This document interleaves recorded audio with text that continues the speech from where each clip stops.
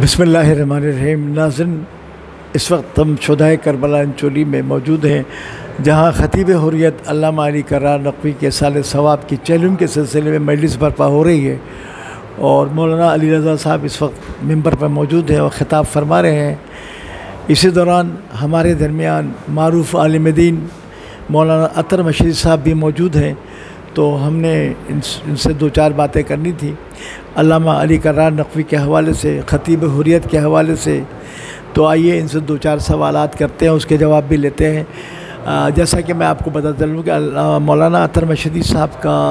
جو ساتھ ہے علامہ علی کرار نقوی صاحب کے ساتھ جو ہے وہ 1982 سے ان کے ساتھ ہے۔ یہ بہت طویل عرصہ ہے، 1982 سے لے کے آج 2022، اتنا طویل عرصہ ہے۔ تو آپ اس سے اندازہ کر لیں کہ کتنے معاملات سے یہ، اور پھر گھریلو تعلقات تھے، فیملی ٹرم سے گھروں میں آنا جانا، ان کی فیملی ان کی فیملی، اور اس کے علاوہ یہ راتوں کو مجالس میں، محافل میں اور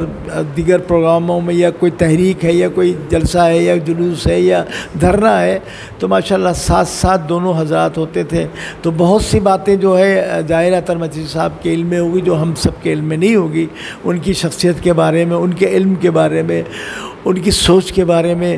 ان کی عزاداری کے بارے میں۔ تو آئیے ان سے پوچھتے ہیں۔ علامہ صاحب یہ بتائیے گا کہ جیسا کہ مجھے پتہ ہے کہ 1982 سے آپ ان کے ساتھ ہیں، تو اس طویل عرصے میں آپ نے ان میں کیا خوبیاں دیکھی، کیا کیا پایا، کس قسم کے انسان تھے، کیسی شخصیت تھی، اور علمی حوالے سے بھی، تاریخ کے حوالے سے بھی تھوڑا سا ہمیں ناظرین کو ہمارے بتائیے گا۔ اعوذ باللہ السمیع العلیم من الشیطان اللعین الرجیم، بسم اللہ الرحمن الرحیم۔ کل من علیہا فان، مٹھے نامیوں کے نشاں کیسے کیسے، زمیں کھا گئی آسماں کیسے کیسے۔ حسن بھائی،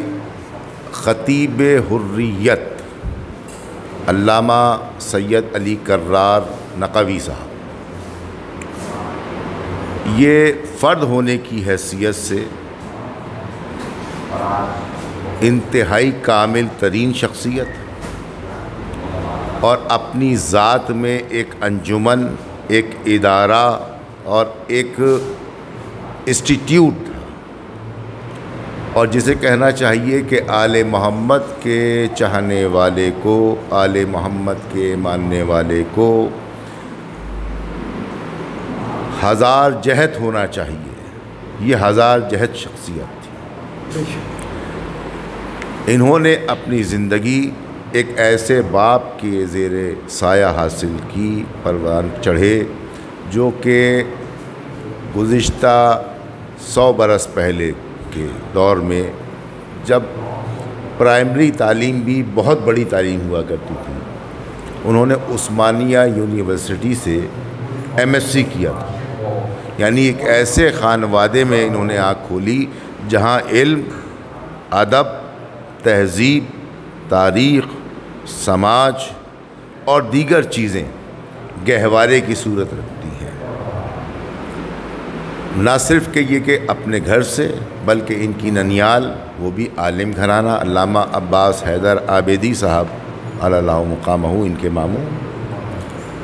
امروہہ سے ان کا تعلق سید محمد تقی امروہوی، رئیس امروہوی، جان ایلیا اور محمد عباس صاحب، یہ تین جو نام تھے یہ عالمی رینکنگ کے اندر ٹاپ موسٹ ہیں، مشہور ترین فلسفی کی حیثیت سے۔ خود علی کرار صاحب نے اپنی جو تعلیم حاصل کی وہ جامعہ امامیہ سے لے کر کے آغا شیخ شریعت کی مدار صاحب، آغا شیخ شریعت تک،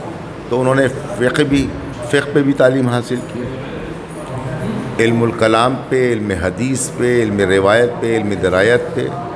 یعنی باقاعدہ عالم کی حیثیت رکھتے تھے۔ خطابت میں انہوں نے ایک نئی جہت نکالی کہ چونکہ حسین اور حسینیت کا پیغام پیغام حریت ہے، تو انہوں نے اس لقب کو اپنے ساتھ منسوب کیا اور خطیب حریت کہلائے۔ یہ خطابت کی تاریخ میں پہلا لقب اور آخری لقب انہی سے منسوب ہے، اور کسی سے آج تک منسوب نہیں ہوا۔ اور حریت کا پیغام انہوں نے 5 برس کی عمر سے دینا شروع کیا، جب بالیدہ ہوئے تو 1958 سے باقاعدہ طور پر انہوں نے اس پیغام کو نشر کرنا شروع کیا، اور یہ وہ دور ہے کہ جب شاہ ایران کے خلاف ایک تحریک چلی تھی، اور تحریک چلانے والے رہبر کبیر آیت العظمیٰ روح اللہ موسوی الخمینی صاحب، جو رہبر کے نام سے پہچانے گئے، ان کو انہوں نے سپورٹ کیا اور ممبر سے ولایت فقیہ کے لیے کام شروع کیا۔ اپنے پیسوں سے خریدتے تھے کتابیں اور جا کے تقسیم کرتے تھے۔ خطابت میں انہوں نے کبھی بھی کسی سے کوئی چیز طلب نہیں کی، نہ معاوضہ طلب کیا، یہ ان کے مزاج میں تھا۔ نہ صرف کہ عالم اور خطیب، بلکہ دنیاوی حیثیت سے وہ انجینئر تھے، اور انہوں نے انجینئرنگ کی GCT سے، ایسوسیٹ انجینئرنگ کرنے کے بعد ڈپلومہ جسے کہتے ہیں ہم، اور وہ ڈپلومہ جو تھا وہ کیا تھا ٹیکسٹائل میں، اور پھر انہوں نے اپنے روزگار کے لیے گورنمنٹ آف پاکستان میں زندگی گزاری۔ ایگزامینر کی حیثیت سے گئے تھے، اور پھر وہ چیف ایگزامینر بنے، اور اس حیثیت سے وہاں سے ریٹائرڈ ہوئے۔ یہ وہ عہدہ تھا کہ اس عہدے پہ بیٹھنے والے آج اربوں پتی ہیں، جنہوں نے کرپشن کے ذریعے 8-10 ارب روپے وہاں سے کمائے، لیکن یہ واحد شخصیت تھی کہ جن کے پاس نہ مکان ہے آج بھی، نہ پلاٹ ہے ان کے پاس آج بھی، نہ کوئی بینک بیلنس ہے، بلکہ وہ کچھ مقروض ہو کے گئے ہیں۔ اس غربت کے باوجود غیرت کمال پہ تھی، اس مشکل اور پریشانی کے باوجود مزاج کے شہنشاہ، علم و فکر کے شہنشاہ، دسترخوان وسیع رکھتے تھے، کشادہ رکھتے تھے، نہ صرف یہ کہ دل کے وسیع تھے بلکہ اخلاص کے وسیع، خلوص کے وسیع، محبت کا پیکر، اور عاجزی انکساری ان میں اس قدر تھی، اس عاجزی انکساری کی وجہ سے یہ دنیا میں آگے نہ جا سکے، اور یہ ہمیشہ بچوں کو، نوجوانوں کو اور دیگر کو یہ آگے بڑھاتے رہے۔ اب جن کو انہوں نے آگے بڑھایا اس میں بڑے بڑے نام ہیں، جیسے علامہ حسن ظفر نقوی صاحب، جن کو لے جا کے انہوں نے ایڈمیشن دلایا، ان کو سامنے بٹھا کے مجالس پڑھنے کا طریقہ سکھایا۔ اس طرح کے بے شمار نام ہیں، میں اگر ناموں کی فہرست کرنا شروع کروں، اور آخری نام علامہ ارتضیٰ عباس صاحب کا ہے، ارتضیٰ عباس نقوی صاحب، جن کو انہوں نے پرموٹ کیا۔ خطابت کمال پر، ان کا مزاج کمال پر۔ اگر آپ ان کو فلسفی دیکھیں تو فلسفیانہ خصوصیات کے حامل تھے، ایک عالمی اسکالر تھے، عالمی دانشور تھے، اور عالمی حیثیت میں انسان تھے، سب سے بڑھ کے یہ تھا۔ ان کے ہاں مذہب کی قید نہیں تھی، مسلک کی قید نہیں تھی، رنگ و نسل کی قید نہیں تھی، خطے کی قید نہیں تھی۔ ان کے حلقہ احباب میں ہر مسلک کے، ہر مذہب کے فقط انسان ہونا شرط تھی۔ میں نے اتنا محبت کرنے والا انسان اور ان سے محبت کرنے والے علماء دیوبند کو میں نے دیکھا، بڑے بڑے علماء کو، ہاں، اسی طرح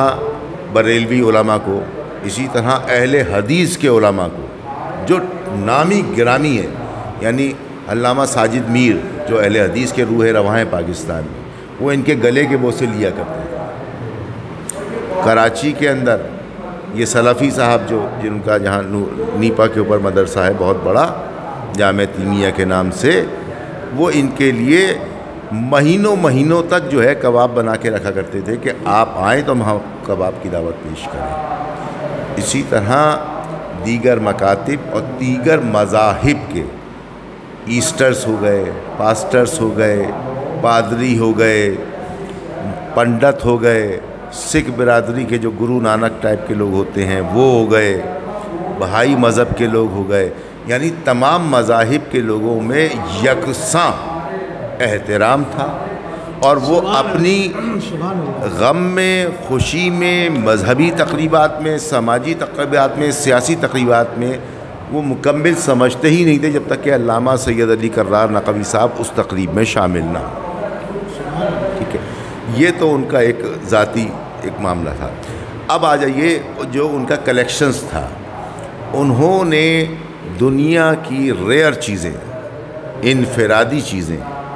نایاب چیزوں کا جو کلیکشن کیا ہے اس کی نظیر اس وقت دنیا میں کہیں نہیں ہے، اور یہ دعویٰ ہے، اس کی دلیل ایسی ہے